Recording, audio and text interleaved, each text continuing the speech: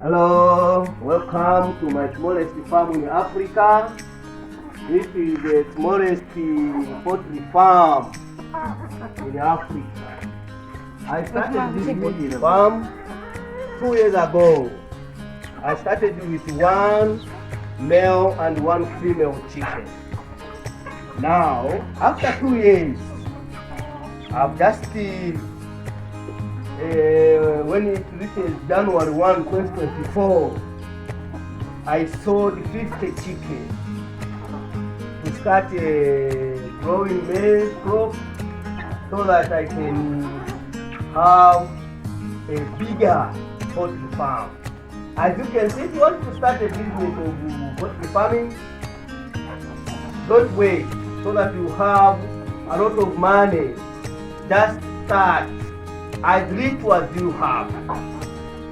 After some years, your poultry farm will grow. As you can see, after some 2 years ago, the next 2 years ago, I will have a bigger poultry farm. So, guys, if you want to be a millionaire in future, don't wait. Start as you are. Where you are, start. As if you have, you will grow big in future. Thank you for watching.